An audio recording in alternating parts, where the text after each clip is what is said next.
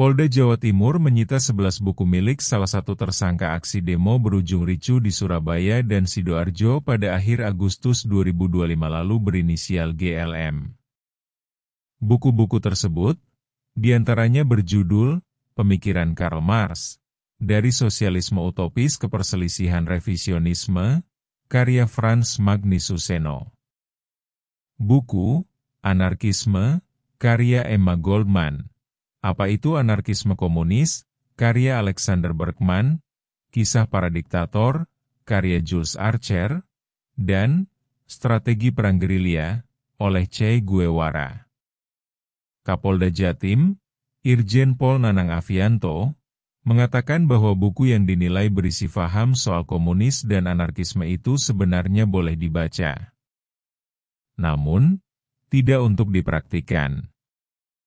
Benarkah demikian? Ini nukilan singkat dari buku-buku tersebut. 1. Pemikiran Karl Marx, karya Frans Magnisuseno. Buku Pemikiran Karl Marx berisi penjelasan pokok-pokok pemikiran Marx oleh Profesor Dr. Frans Magnisuseno.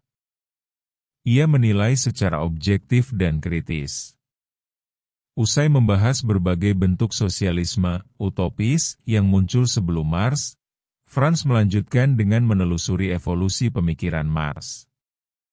Diawali pandangan Marx muda mengenai peran filsafat kritis dan kondisi keterasingan manusia, hingga lahirnya teori tentang hukum-hukum yang menggerakkan transformasi sosial serta kritiknya terhadap sistem kapitalis. Frans menjelaskan bagaimana gagasan Marx berkembang menjadi Marxisme, sebuah ideologi perjuangan kelas pekerja, dan memperkenalkan aliran-aliran utama dalam tradisi Marxis. Bukunya justru menjelaskan secara kritis sejarah pemikiran Marx, termasuk kelemahan dan implikasinya. Sangat sering dipakai sebagai bahan kuliah di filsafat, sosiologi, dan ilmu politik. Jadi ini lebih ke literatur akademis, tidak berbahaya, justru membantu memahami secara objektif. 2. Anarkisme oleh Emma Goldman. Buku Anarkisme, Apa yang Sebenarnya Diperjuangkan? Karya Emma Goldman merupakan kumpulan tulisan yang menggambarkan pandangan radikalnya tentang kebebasan individu, keadilan sosial, dan penolakan terhadap otoritas negara, gereja, serta kapitalisme. Goldman menjelaskan bahwa anarkisme bukanlah kekacauan, melainkan filosofi yang menekankan kebebasan sejati tanpa paksaan institusional. Goldman mengkritik sistem hukum dan militerisme, menolak patriotisme sebagai alat penindasan, serta mengangkat isu emansipasi perempuan, termasuk hak atas tubuh dan kebebasan seksual. Apakah berbahaya? Itu relatif. Kalau dibaca tanpa konteks, bisa saja dipakai untuk membenarkan sikap radikal. Tapi dalam dunia akademik, buku ini penting untuk memahami aliran politik yang sah dalam sejarah. 3. Apa itu anarkisme komunis karya Alexander Berkman? Buku Apa itu Anarkisme Komunis karya Alexander Berkman merupakan pengantar ringkas namun tajam tentang prinsip-prinsip dasar anarkisme komunis. Dengan gaya yang lugas dan mudah dipahami, buku ini menjelaskan bahwa anarkisme komunis adalah sistem sosial tanpa negara, kelas, atau kepemilikan pribadi atas alat produksi, di mana semua orang bekerja sama secara sukarela demi kesejahteraan bersama. Buku ini menjelaskan dasar-dasar anarkisme komunis. Sama seperti Goldman, sifatnya ideologis. Bisa memprovokasi pembaca yang sudah punya kecenderungan radikal, tetapi kalau dibaca dengan sikap kritis, ini hanya bahan studi. Diutarakan Berkman bahwa anarkisme bukan kekacauan, melainkan tatanan yang lahir dari kebebasan dan solidaritas. Berkman juga mengkritik kapitalisme sebagai sistem yang eksploitatif dan menyoroti bagaimana negara berfungsi sebagai alat penindasan kelas.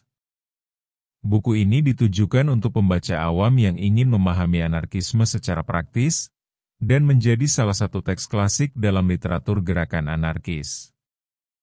4 Kisah Para Diktator karya Jules Archer. Buku Kisah Para Diktator karya Jules Archer menyajikan profil sejumlah tokoh otoriter yang pernah memegang kekuasaan mutlak di berbagai belahan dunia.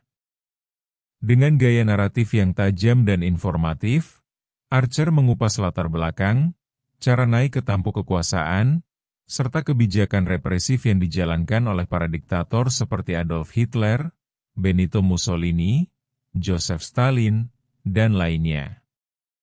Archer tak hanya menyoroti tindakan brutal mereka, tetapi juga memperlihatkan bagaimana propaganda, ketakutan, dan manipulasi massa digunakan untuk mempertahankan kekuasaan. Buku ini dimaksudkan memberikan pemahaman historis tentang bahaya kekuasaan absolut dan pentingnya menjaga nilai-nilai demokrasi serta kebebasan sipil. Dengan pendekatan dokumenter yang kuat, Archer mengajak pembaca untuk belajar dari sejarah agar tidak mengulang kesalahan yang sama. Buku ini justru berisi kisah tokoh-tokoh diktator di dunia. Fungsinya lebih ke peringatan tentang bahaya kekuasaan absolut. Bukan propaganda diktator, malah sebaliknya, edukasi politik.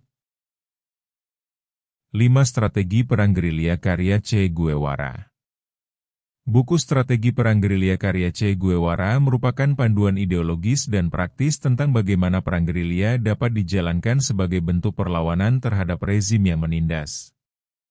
Ditulis berdasarkan pengalamannya dalam Revolusi Kuba, Guevara menjelaskan prinsip-prinsip dasar gerilya, mulai dari pembentukan pasukan kecil, taktik mobilitas, penggunaan medan, hingga pentingnya dukungan rakyat. Guevara menekankan bahwa perang gerilya bukan sekadar strategi militer, tetapi juga perjuangan politik yang bertujuan membebaskan masyarakat dari ketidakadilan sosial dan ekonomi. Buku ini tidak hanya menguraikan teknik tempur, tetapi juga membahas etika pejuang, disiplin, dan semangat revolusioner yang harus dimiliki oleh setiap gerilyawan.